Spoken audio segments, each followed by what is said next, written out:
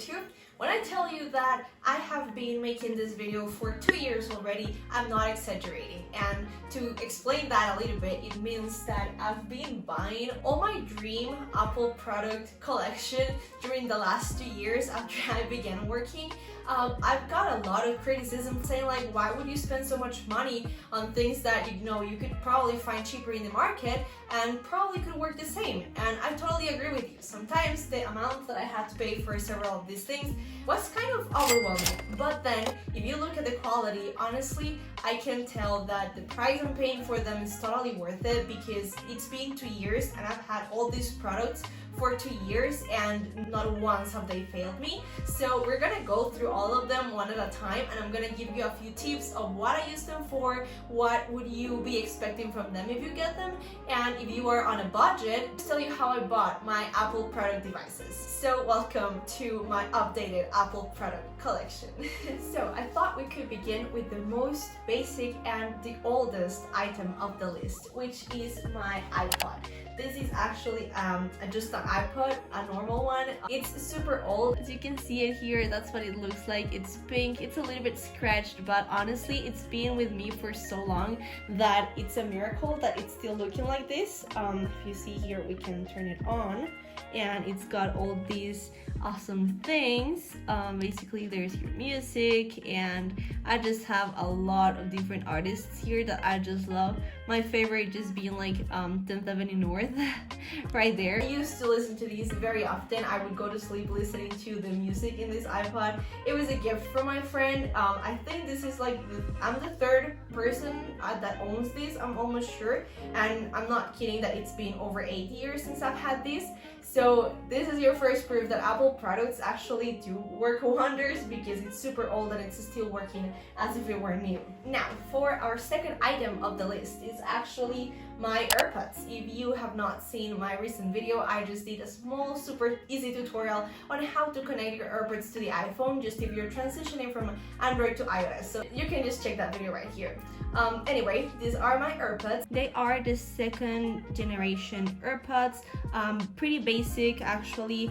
As you can see them right here. They have the wireless charging case. Basically, they have been amazing all this time. I use them for a lot of things. I use them to listen to music. I use them to edit my videos, and it's very convenient when you are like at the gym because obviously you don't want wires with all the machines and everything, and just having these, it's so cool because you're so free to use your hands and there are no wires or anything attached to these. I don't particularly love the Pros, so I think that the second generation Earpods are your way to go if you are on a budget and if you don't like the squishy things on the earpieces. I just like these ones that are totally hard and they just get inside your ear and it doesn't fall off or anything. So these are definitely a must go if you are looking for good quality Earpods. And then we have my iPad. So actually I'm using my iPad here a little bit to look at the notes that I have from my products, right? This iPad was actually the second Apple product I got if you count the iPod. This is the first Apple product actually that I bought with my own money. This is the iPad 6th generation. It's on the space gray color. Honestly, I'm not a fan of it, but this was the only one in the stock at the Apple store here in Costa Rica, so I had to go for it because it was supposedly on sale. Anyway, this iPad has 32 gigabytes of storage, and that's where the problem begins a little bit, just because it does not have as much storage as I would like it to have. Especially if you're like downloading things or editing stuff. I used to love editing on some apps like InShot, but here it's super slow to upload them just because 32 gigabytes is certainly not even enough to do that. So if you want to get it for more editing or a little bit more of heavy stuff, I would certainly recommend that you get either obviously an updated version or just more storage. This one is very affordable right now because right now you've got like your iPad Pro, you got your iPad Air, and all of those are certainly beautiful, but I don't see the need for me actually getting a new one if I can still play with this one, which is, as you can see, in perfectly good shape still.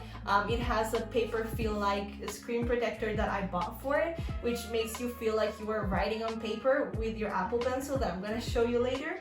Among the main activities that I use this for, it's kind of embarrassing, but I mostly just use it for entertainment, like looking at Netflix or HBO or any of those, like even YouTube. I spend a lot of time on YouTube here, just because the screen is super convenient. I love the volume on it, it's super good. But I also use it for other things such as Procreate, this app that Apple has for drawing. If you are an artistic person, you would really enjoy it. I have barely scratched the surface of it because first, I'm not artistic, I don't know how to draw, but still it has helped me to do a few fun graphics here and there, so it's pretty fun to just look into it. And then it also has some really good apps for notes, such as the one called Good Notes or Notability, which this last one, until recently I found out that they had made it for free, because I think before you had to pay like $9 for it, so I was not gonna do that if I already had Good Notes. But now Notability is also for free, so you can check that one out. It's actually, I don't know if I like it more than Good Notes, it's your call, let me know later on. But yeah, that's basically what I use my iPad for. And then along with the iPad, obviously I couldn't go without my Apple Pencil. This is the Apple Pencil first generation. As you can see, you can charge it in here, and then that's just like the tip of it that it comes with, if you can see that. Basically, this doesn't have much more use other than to draw or write on your iPad. It's pretty convenient, actually, super good to like just draw on your iPad or write with it, because it's as if you were having just a notebook, and that way you don't waste paper, or you know, you can just do it in any color you want, just at the tip of your fingers, literally. So basically, if you want it to be more stable, you can just change your iPad's screensaver to something that has a paper-like feeling to it, and it would be a total game changer. And I also love it because there are several like cases you can put it into, and it looks very nice, and it's super lightweight, and yeah, it's pretty convenient. It's definitely not a must, like if you don't want to have Procreate or any of these note-taking apps, which even if you have a note-taking app, you can still do it with your keyboard, but just for the feel of it, I think an Apple Pencil, it's really nice, but it's certainly not a necessity. It's just more of like, you know, if I have an iPad, why not have the Apple Pencil, but it's not really needed if you don't want. Moving on is one of my very favorite Apple products that I just recently got. I got it back in April, so it's not been a long while since I last got it. It's actually my MacBook Air. This is the MacBook Air 2020, if I'm not mistaken. It is the M1 chip, so it's super fast. Obviously, it's not the new one that they got out, but I don't see the difference. Like, if you know, Apple is always releasing new products, and I think even the old ones are still working good, and all the updates are still available. So if you're on a budget, these ones are very aesthetic, these ones are super fast, and they still work for your purpose. Obviously, if your purpose is something more professional and something more like heavy for the actual device, then obviously go for something more updated. But if you're like me, that you know, you're not really into a lot of that heavy stuff, you're not even studying or you know, anything on that particular field of using these devices for something that's actually like work, then you're totally more than going to appreciate every aspect of these products, because not only are they a little bit more affordable than the things that they're releasing right now, but they're also working super fine. Anyway, getting into it, this is my MacBook Air. So you can see it here, it's on the silver color. I originally wanted it in rose gold, but I thought this one looked a little bit more aesthetic, and I was able to customize it a little bit more. This wallpaper is actually from Julia K. Christ's website, so if you want to follow her, I'll leave the link below, because she always posts like new wallpapers for every upcoming month. So this is what it looks like. I love this keyboard, everything on it, and yeah, that's pretty much what it looks like. I like it to keep it empty. Here's the toolbar, you know, all your basic stuff, but that's basically what a MacBook Air looks like. And this one comes with an 8GB of core storage, if I'm not mistaken, but the general storage is 500GB. I bought it with a little bit more. This is not the maximum they come with, they have more storage, but I think this one was like in the middle, and that's exactly what I wanted, because I didn't want the same that happened with my iPad to happen with my computer. I wanted it to have enough storage for all the things that I was going to do with it. Among the things that I do as, again, a very basic person that doesn't really know how to take the best advantage out of these items, I use it to edit these videos. I especially got it because I wanted Final Cut Pro. Let me tell you that when I first got it, it was a big disappointment because I did not know how to use it, and it was causing me more stress than what it was causing me happiness. So, you know, don't worry if that happens to you as well. It's super normal because it's a very complete program and you have to take your time to navigate through it. I had to watch a lot of YouTube videos. This one in particular was one that helped me a lot, so I'll link it down below so you can go look into it, because it was pretty complete and I just broke it down. Like every day I gave myself small lessons on Final Cut Pro. Yeah, because I'm that obsessed and I spent a lot of money on this, again, both on the computer and the actual program, so I was not going to just leave it there. I had to learn how to use it, which I think I am improving. Tell me what you think about this editing. And then aside from that, I use this computer for a few other things that are not as professional. So I also use it just like my iPad for entertainment. As you can see, the screen is really nice and the audio in this thing is super good. You can watch a movie or a series or just listen to music, and it has so nice quality of audio, and just the visual part of it is really good. The screen obviously is bigger than the iPad, so when I'm tired of looking at the smaller screen like the iPad, I also like to stream my platforms in here, such as like Netflix and HBO. And also it has a super fast download, so whatever things you need to download or upload into like YouTube or use your platforms like that, this is like super convenient because it's super fast. It has never gotten stuck to me, and if it does, I just like restart it like for a second and then it just goes back to normal.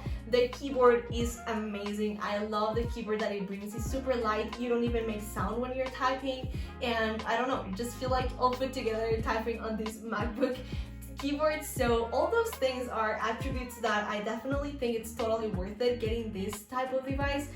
It was a little bit pricey, but it was totally worth it. We go to the next Apple product that I have, which is my Magic Mouse.